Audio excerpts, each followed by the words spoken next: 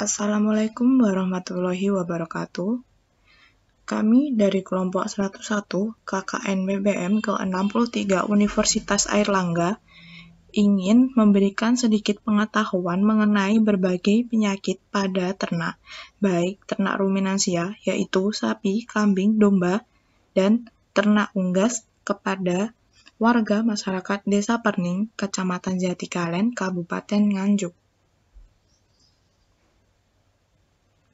Sebelumnya, perkenalkan, saya Wika Safa Kamila dari Fakultas Kedokteran Hewan Universitas Airlangga sebagai perwakilan kelompok 101 sebagai pemateri. Penyakit pertama yang akan kita bahas adalah helminthiasis atau umumnya disebut dengan penyakit cacingan. Penyakit ini disebabkan oleh parasit cacing dari berbagai spesies, contohnya seperti Fasciola sp atau biasa disebut cacing hati, kemudian Trichuris ovis, Toxocarvitulorum, Monezia sp, Heterachis gallinarum, dan Ascaridia galli yang biasanya menginfeksi unggas.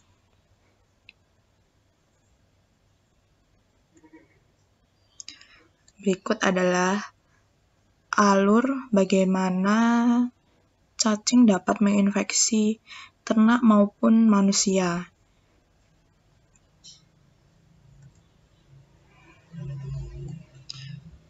Di sini terdapat gambar hewan yang terinfeksi cacingan akan terlihat kurus dan lemas.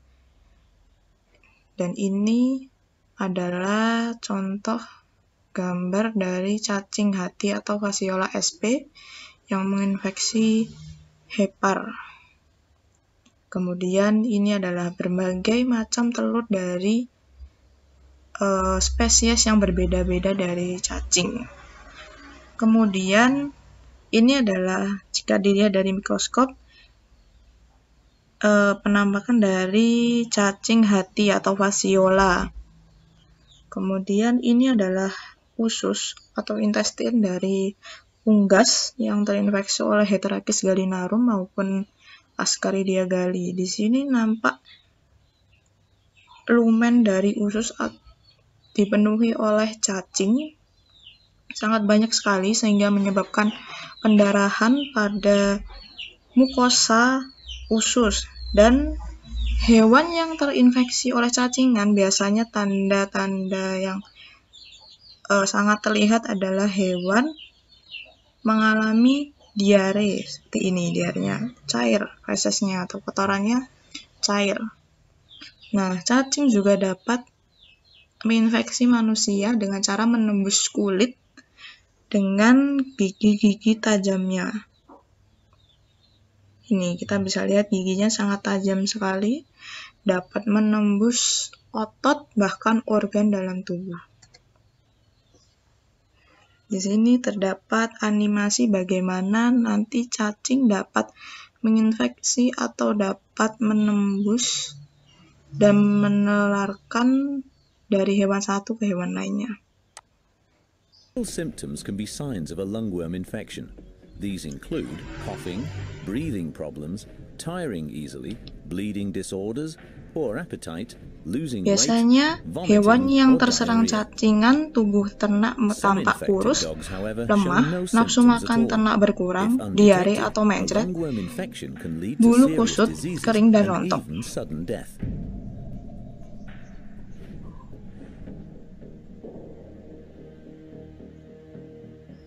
The adult worms live in the main arteries of the lungs and the heart of the infected dog.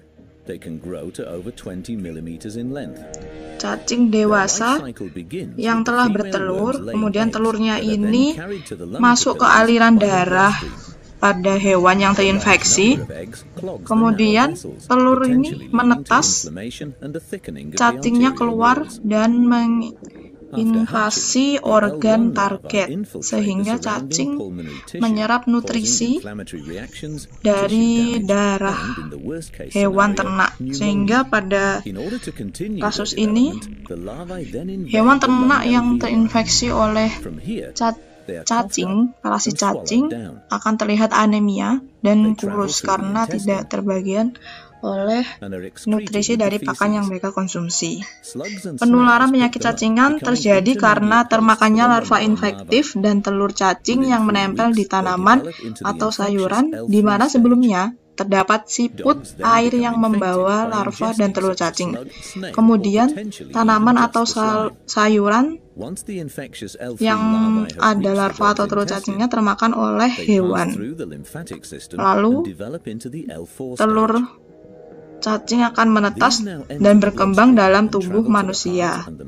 Kemudian dapat menyebar ke hewan dan manusia lainnya melalui makanan yang tercemari oleh feses penderita cacing.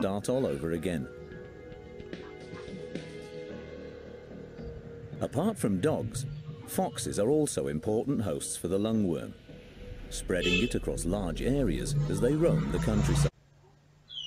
Nah, untuk pencegahan penyakit cacingan yaitu dengan pemberian obat cacing minimal 6 bulan sekali pada hewan ternak, kemudian kandang dibersihkan dari feses setiap hari, pemberantasan inang perantara yaitu siput dengan menaburkan anti-moluska atau molusida pada got atau saluran air dan genangan air di sekitar kandang, serta untuk menghindari tanaman yang terdapat larva cacing dapat dilakukan dengan mencari tanaman atau pakan hijauan pada waktu siang hari sampai sore hari, di mana waktu tersebut larva cacing tidak menempel pada tanaman. Kemudian penyakit kedua adalah brucellosis yang disebabkan oleh bakteri Brucella abortus.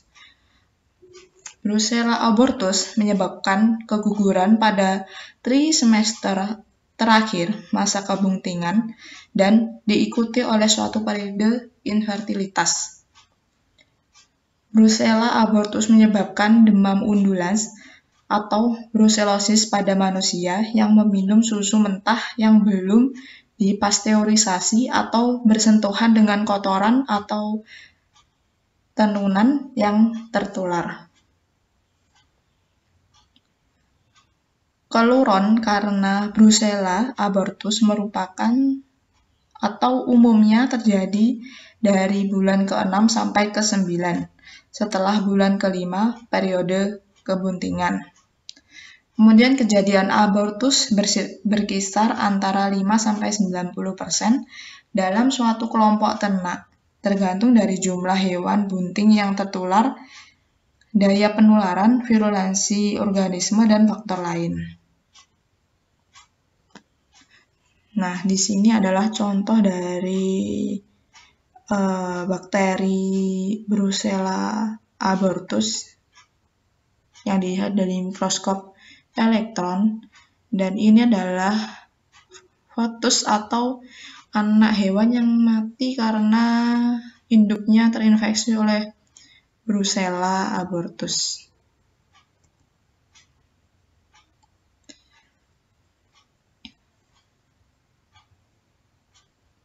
Penularan dapat terjadi karena pembelian dan pemasukan suatu betina yang tertular ke dalam suatu kelompok ternak.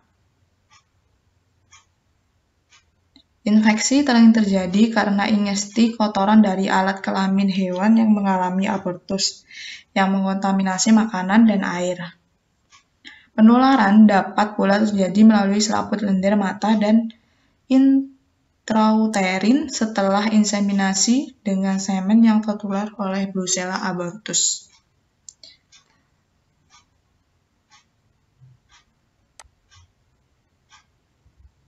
Pencegahan brucellosis pada sapi didasarkan pada tindakan higien dan sanitasi, vaksinasi anak sapi dengan strain 19, dan pengujian serta penyingkiran sapi yang terinfeksi oleh Brucella.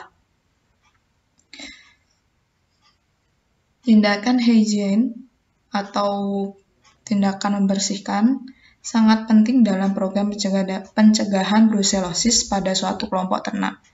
Sapi yang tertular sebaiknya dijual atau dipisahkan dari kelompoknya. Anak hewan dan plasenta yang digugurkan harus dikubur atau dibakar Dan tempat yang terkontaminasi harus didesinfeksi dengan 4% larutan kresol atau desinfektan sejenis.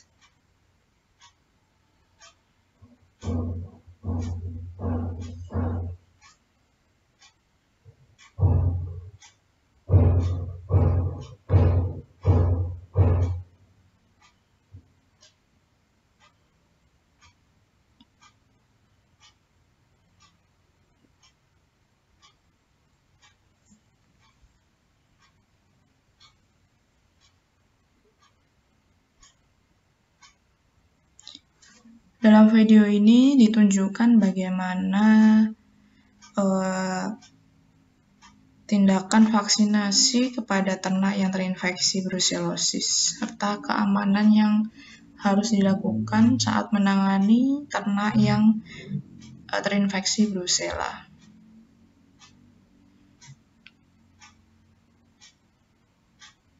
Semua peralatan atau APD yang digunakan harus dimusnahkan agar tidak terjadi kontaminasi kepada manusia.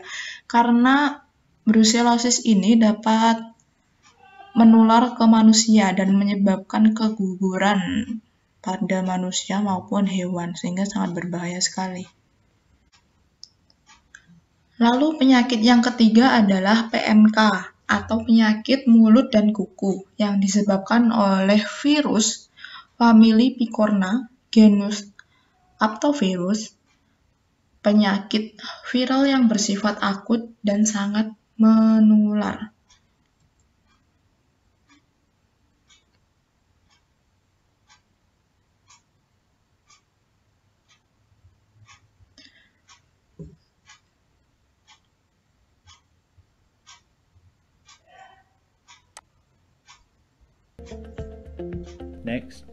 Gejala utama pada ternak yang terserang PMK adalah lepuh-lepuh pada mukosa mulus, saluran pencernaan, ambing, dan puting, serta teracak terdapat seperti lesi atau luka dan bintil-bintil. Tak jarang pula terdapat pendarahan juga di sekitar mulut dan teracak dari hewan. Kemudian juga diikuti dengan hipersalivasi. Hipersalivasi adalah keluarnya air liur secara berlebihan dari hewan yang terinfeksi. PMK terutama menyerang hewan berkuku belah seperti sapi, kerbau, babi, kambing, dan domba. Pengendalian dengan cara vaksinasi di daerah tertular dengan vaksin inaktif yang sesuai tipenya, serta menerapkan peraturan karantina melarang pemasukan hewan dan produknya dari daerah yang tertular PMK.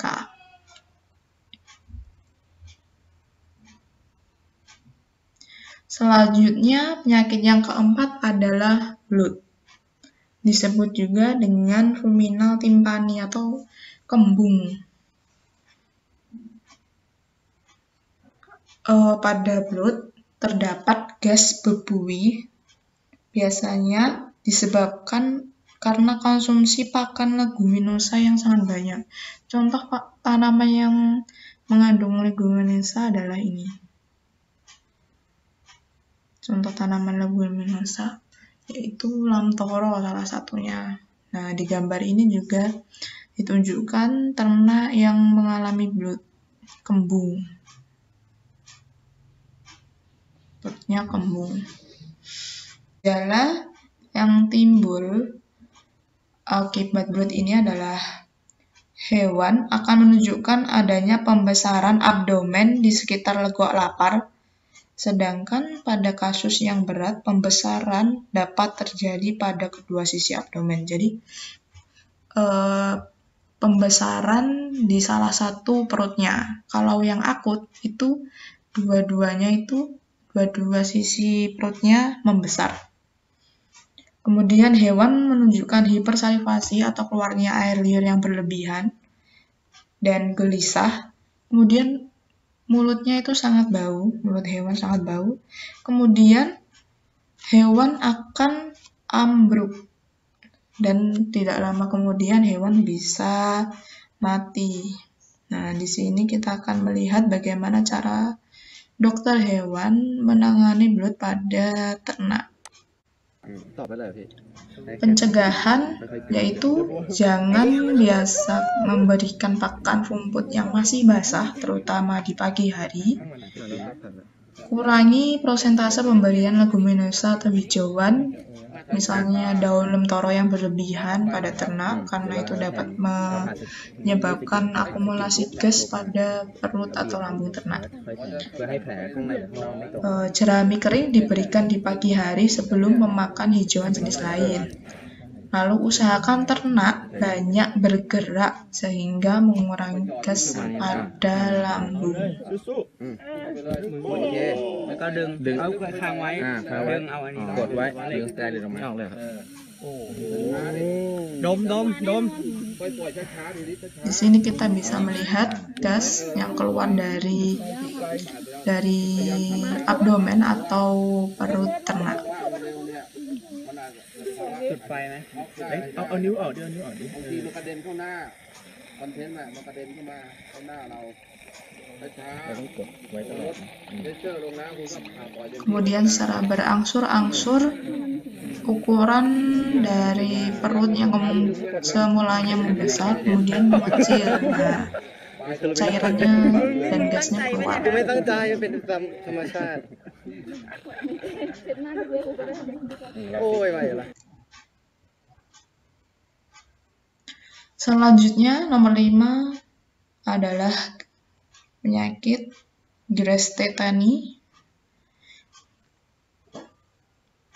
Grass tetani yang disebabkan karena rendahnya kadar magnesium darah atau hipomagnesemia akibat rendahnya asupan magnesium atau kehilangan magnesium.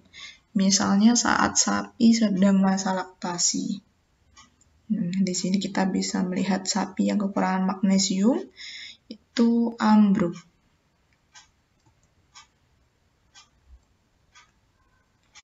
Pada kasus subakut penderita mengalami anoreksia atau nafsu makan berkurang, beberapa hari diikuti hipertensia dan gejala stimulasi kortikal. Awalnya hewan pincang, galop, kemudian kaki tidak bisa digerakkan atau kaku, lalu ambruk. Hewan kejang dengan posisi kepala mendongak, kaki seperti mengayuh, bola mata berputar-putar, mulut berbuih.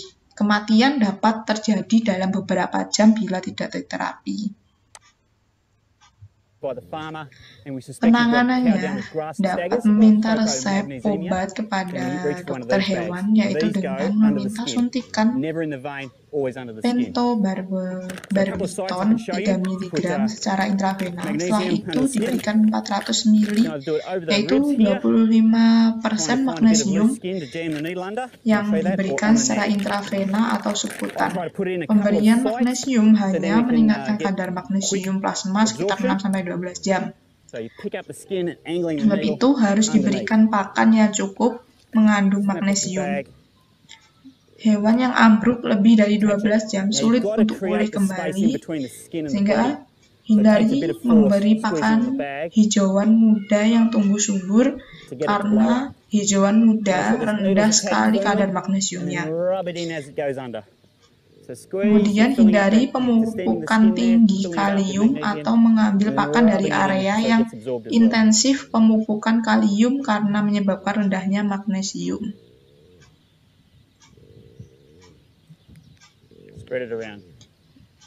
Di sini kita bisa melihat bagaimana dokter hewan menangani ternak yang mengalami grass tetani atau ambruk karena kekurangan magnesium. Harus segera ditolong karena jika telat beberapa jam saja, ternak atau sapi dapat meninggal atau mati secara mendadak. Di sini diberikan intravena magnesium pick ya. up the skin so you can Seperti kalau di manusia tear itu diberikan infus, poke a cairan little in infus. underneath. Up we go. Roll up your bag so you can build up that pressure and squeeze it in. Going a bit deep. Penanganan harus cepat dilakukan, jangan sampai terlambat. Filling it up.